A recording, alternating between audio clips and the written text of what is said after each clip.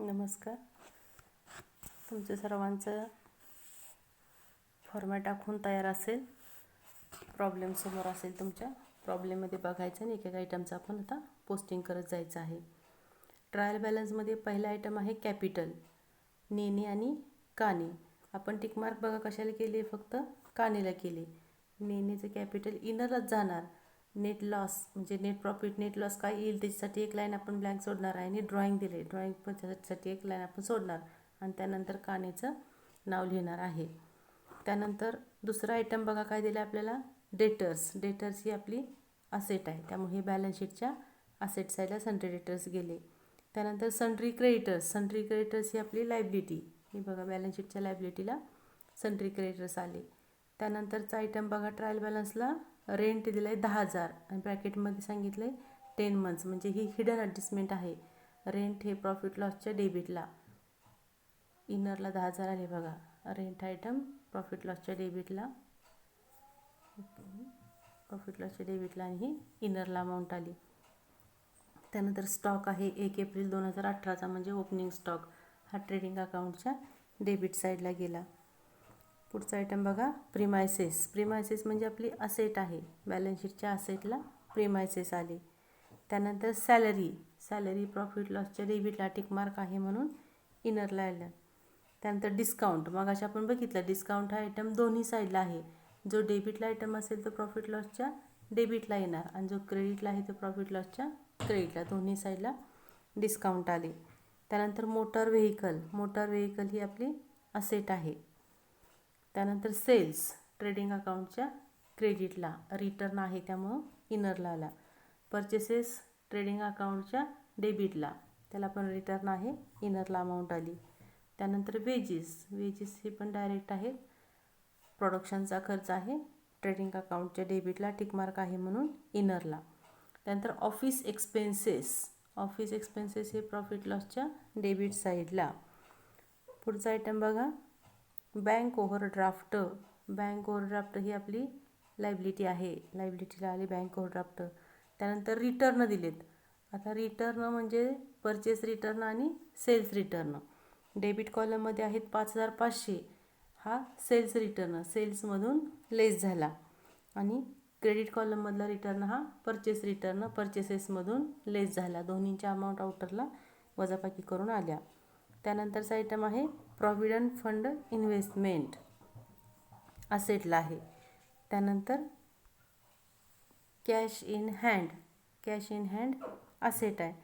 Next आहे provident fund contribution. Contribution म्हणजे वर्गणी, प्रॉफिट लॉसच्या डेबिट साईडला खर्च आहे तो. नेक्स्ट आहे प्रॉव्हिडंट फंड. कोणताही फंड हा बिझनेसचं देणं असतो, त्यामुळे तो लायबिलिटीला येणार प्रॉव्हिडंट फंड. त्यानंतर cash at bank. Cash at bank ही पण असेट आहे.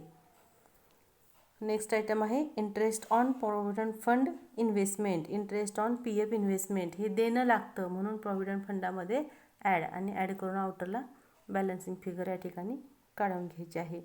त्यानंतर आपल्याला ड्रॉइंग दिलं आहे दोन्ही पार्टनरचं, 20,000 आणि 15,000, ज्याच्या त्याच्या कॅपिटलमधून लेस. कॅपिटलमधून इथं लेस. आता या ठिकाणी 15,000 हे इथं इनरला दाखवलेत, कॅपिटलमधून लेस, कारण आपल्याला पर्सनल ड्रॉइंग अजून दिलं आहे ते त्याच्यामध्ये नंतर ॲड करणार आहेत.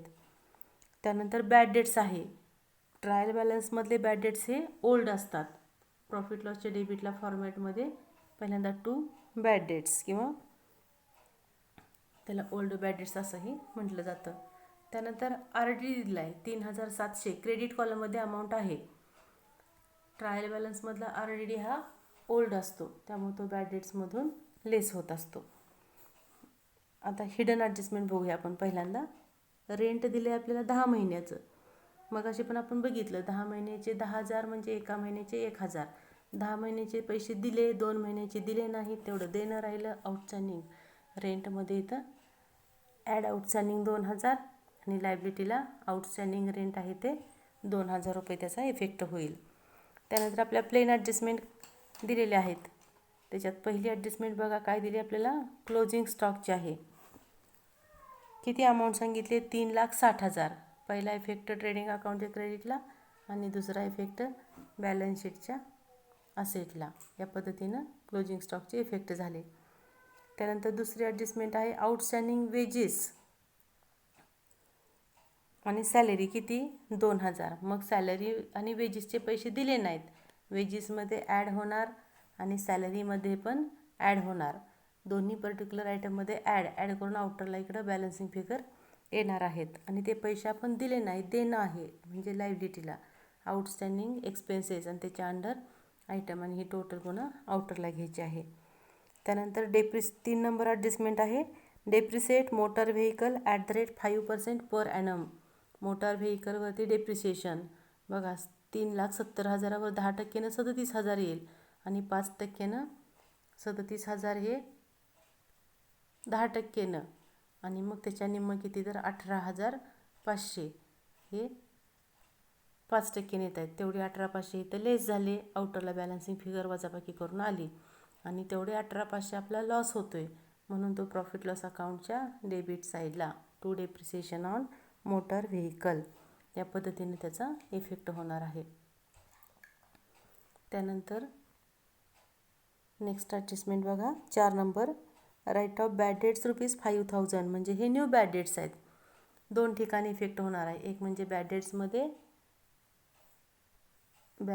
इथं ॲड न्यू बॅड डेट्स आणि डेटर्समधून लेस न्यू बॅड डेट्स ह्या एक इफेक्ट. आणि त्यानंतर RDD दिला आहे 5%.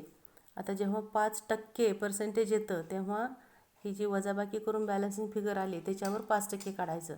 बघा 4,45,000 आहे.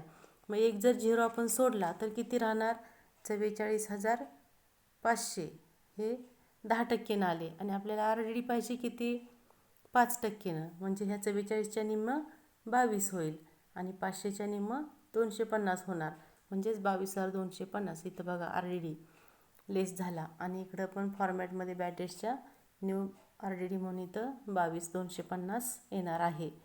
म्हणजे जेव्हा RDDचं पर्सेंटेज दिलेलं असतं तेव्हा बॅलन्सिंग फिगर जी असेल इथं बॅलन्सिंग फिगर किती होती 4,45,000. त्या बॅलन्सिंग फिगरवरती 5% RDD काढायचा. ओरिजिनल जी अमाऊंट आहे डेटर्सची 4,50,000 त्याच्यावरती काढायचा नाही. आता ह्या तिन्ही अमाऊंटची टोटल झाली इथं आणि त्याच्यातून ओल्ड RDD वजा करून आउटरला आपल्याला बॅलन्सिंग फिगर आहे ती घ्यावी लागत असते. यानंतर बघा आता पुढची ॲडजस्टमेंट काय दिली आपल्याला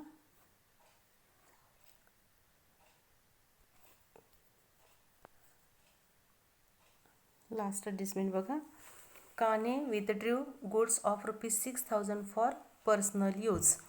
कानेनं वैयक्तिक वापरासाठी 6,000च्या गुड्स घेतलेल्या आहेत. म्हणजे आपल्या व्यवसायातून वस्तू तेवढ्या गेल्या. वस्तू गेले की आपण पहिला इफेक्ट ट्रेडिंग अकाउंटच्या क्रेडिट साईडला गुड्स विथड्रॉन बाय काने फॉर पर्सनल यूज किंवा कानेज ड्रॉइंग असं जरी लिहिलं तरी पण चालू शकतं. तर ड्रॉइंग म्हणलं की काय होतं कॅपिटलमधून लेस होतं. मग आता कोणाच्या कॅपिटलमधून तर ह्या कानेच्या कॅपिटलमधून लेस होणार.